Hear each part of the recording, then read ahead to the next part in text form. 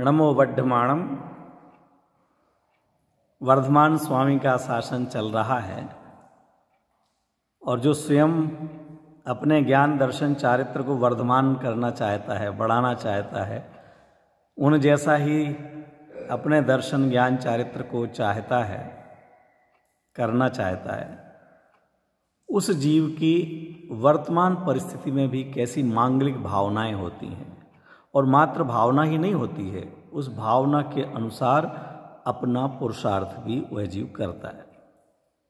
यहाँ अभी जो प्रकरण चल रहा है उन्हीं पंक्तियों को आधार बना के हम आगे विचार करेंगे कि कोई बुरा कहो या अच्छा, लक्ष्मी आवे या जावे, लाखों वर्षों तक जीऊं या मृत्यु आज ही आ जावे, अथवा कोई कैसा ही भय या लालच देने आवे, तो भी न्याय मार्ग से मेरा कभी न पद डिगने पावे।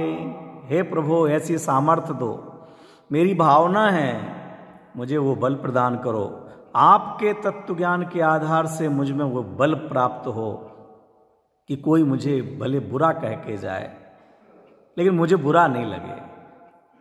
ऐसा कैसे होगा? केवल सोचेंगे तो ही?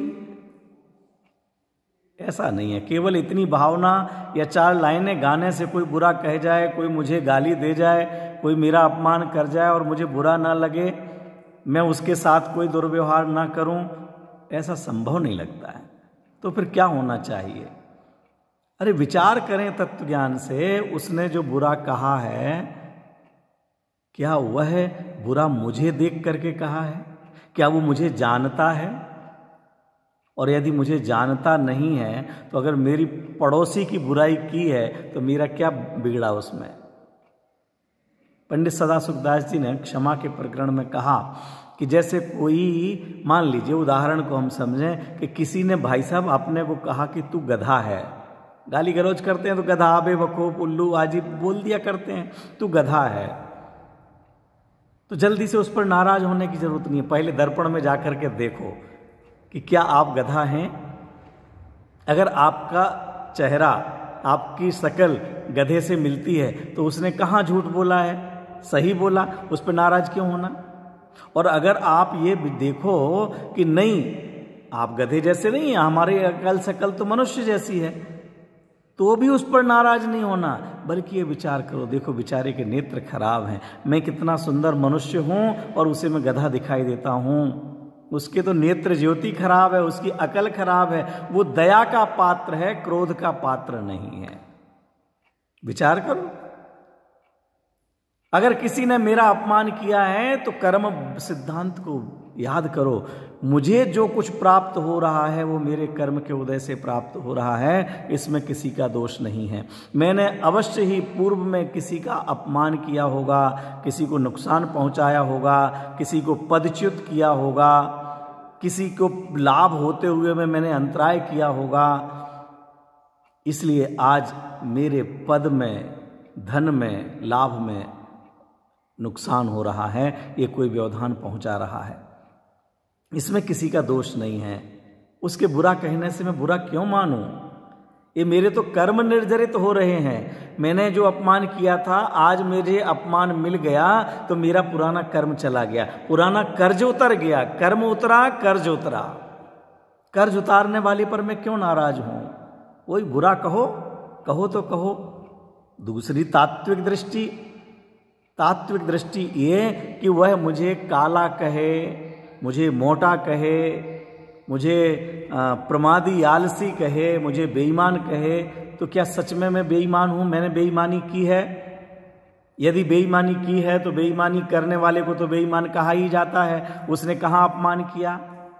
और यदि मैंने बेईमानी नहीं की तो इसके ज्ञान में कमी है, ये अज्ञानी है। अज्ञानी जीव दया के पात्र हैं, करुणा के पात्र हैं, सत्य तत्व ज्ञान सिखाने के योग्य हैं, वो कषाय करने योग्य नहीं है। वह मुझे मोटा पतला कहता है, अरे मोटा पतला क्या मैं हूं? तात्विक बात विचार करना। अपने आप को मोटा पतला गोरा काला मानना, ये मैं अपने साथ अन्याय कर रहा हूं, मिथ्यात्व कर रहा हूं। क्यों? क्योंकि जैसा मैं हूं नहीं वैसा अपने आप को स्वीकार कर रहा हूं। मैं मनुष्य ही नहीं हूं, मैं तो जीव हूं। मैं पुरुष ही नहीं हूं, मैं तो जीव हूं। ये कपड़े पहन लेने मात्र से क्या कुर्ता पजामा पहन लेने से पंडित जी कहलाने लग जाएंगे? धोती दुपट्टा पहन लेने से क्या पुजारी जी कहलाने लग जाएंगे? ये तो वस्त्र हैं। कोई फटे कपड़े पहनने से कोई कंगाल नहीं हो जाता है। कोई कहीं से ला करके अच्छे कपड़े पहन लेने से अमीर नहीं हो जाता है। डॉक्टर का सफेद कोट पहन लेने से कोई डॉक्टर नहीं हो जाता है। वह तो जो है वो है। इसी प्रकार से गोरा काला मोटा पतला स्त्री का पुरुष का शरीर है। अब इस शरीर को देख करके यदि कोई मुझे काला कहे, गोरा कहे, ठिगना कहे, कुरूप कहे, स्मार्ट कहे, कुछ भी कहे, वह मेरा परिचय है ही नहीं। जब वह मेरा परिचय नहीं है तो मैं उस परिचय को सुन करके क्रोध क्यों करूं? अन्याय के मार्ग पर क्यों चलूं? मैं ऐसा नहीं करूंगा। कोई बुरा कहो तो कहो, वो तुम्हारी ज्ञान की बात है। तुम्हारे ज्ञान में मैं जिस रूप में जानने में आता हूं, आप अपने वचनों से कहो। आपके ज्ञान में मैं कैसा जानने में आ रहा हूं, उससे मैं वैसा नहीं हो जाऊंगा। सैकड़ों लोग ये 10 मिनट वीडियो सुन रहे हैं। इस वीडियो को सुनकर के कोई मेरे संबंध में कुछ अलग इमेज बना ले, मैं तो बहुत बड़ा ज्ञातिया होऊंगा, त्यागी होऊंगा, महान होऊंगा, बड़ा पुरुष होऊंगा, महापुरुष होऊंगा। ये आपके ज्ञान की सामर्थ्य है। मैं तो जो हूं वो हूं। और कुछ लोग मुझे दिखावे के लिए कर रहे हैं, जबरदस्ती ये भी यूट्यूब पर छा रहे हैं, जबरदस्ती प्रचार प्रसार में लग रहे हैं। नाम की पड़ी हुई है, मान की पड़ी हुई है। ऐसा भी सोचें, आपके ज्ञान में जो जानने की योग्यता है वो जाने। उससे मैं ज्ञानी में और मानी नहीं हो जाऊंगा। न किसी के ज्ञानी जानने से मैं ज्ञानी हो जाऊंगा, न मानी जानने से मैं मानी हो जाऊंगा। मैं तो जैसा हूं, जो हूं, मेरे जो परिणाम हो रहे हैं उन परिणामों का फल मुझे मिलेगा। आप क्या मुझे जानते मानते हैं, उसका फल मुझे नहीं मिलेगा।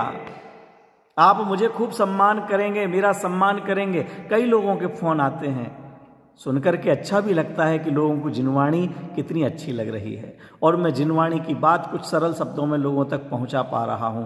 ये सुनकर के अच्छा भी लगता है कि लोग जिनवाणी को पसंद करते हैं। सच में मुझे पसंद करते हैं ऐसा नहीं, क्योंकि मेरा इसमें कुछ है ही नहीं, मेरा कोई चिंतन नहीं है।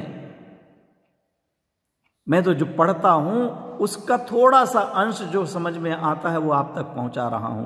जिनवाणी तो बहुत अगाध है, जिनवाणी बहुत भरी हुई है। जिनवाणी के इतने रहस्य हैं, अमृत है कि आनंद लिया जाए जितना लिया जाए, जितना पिया जाए उतना पिया जाए। विचार करो, केवल याद करने की बात नहीं है, केवल सुनने सुनाने की बात नहीं है। कितने घंटे आप सुनते हैं ये कोई बहुत महत्व नहीं रखता है। सुनना चाहिए लेकिन ये कोई महत्व नहीं रखता, उस पर आपका विचार कितना होता है। कोई मुझे मिथ्या दृष्टि कहे तो मैं मिथ्या दृष्टि नहीं हो जाऊंगा, कोई सम्यक दृष्टि कहे तो सम्यक दृष्टि नहीं हो जाऊंगा, बहिरात्मा कहे तो बहिरात्मा नहीं, परमात्मा कहे तो परमात्मा नहीं। मैं जो हूं वो हूं। मैं क्या मान रहा हूं उसका मुझे स्वयं अनुभव है और उसका फल मुझे मिलेगा। हम स्वयं अनुभव करें कि मैं सत्य मार्ग पर हूं या असत्य मार्ग पर। मैं दिखावे के लिए कुछ कार्य करता हूं या अपने आप को देखने के लिए करता हूं, दूसरों को संतुष्ट करने के लिए, दूसरों को तृप्त करने के लिए कुछ कार्य करता हूं या मैं अपने आप में संतुष्टि के लिए करता हूं। कोई बुरा कहो या अच्छा, खूब अच्छा कहो, प्रशंसा करो, उससे क्या हो जाएगा। लक्ष्मी आवे या जावे, ये लक्ष्मी मेरे अधीन है ही नहीं। पद पैसा पुरस्कार मेरे अधीन है ही नहीं। परिवार का कोई सदस्य मेरे अधीन नहीं है। सब अपने अपने कर्म के उदय से यहां पर जन्म लिया है और आयु पूर्ण होने पर चले जाएंगे। जो सुख दुख उनके जीवन में है वो उनके कर्म के उदय से है, मेरे कर्म के उदय से नहीं है, मेरे करने और चाहने से नहीं है। फिर किस बात का कर्तृत्व करूं? क्यों मैं गलत मार्ग पर चलूं? लाखों वर्षों तक जीऊं या मृत्यु आज ही आ जावे। लाखों वर्षों तक अगर इस मनुष्य पर्याय में रहूं, मुझे क्या दिक्कत है? अरे ऐसा जिन शासन मिला है, खूब आराधना करूंगा, खूब स्वाध्याय करूंगा, और मृत्यु आज ही आ जाए तो इस शरीर में रखा क्या है? ये 9 द्वार बहे गिनकारी अस देह करे किम यारी।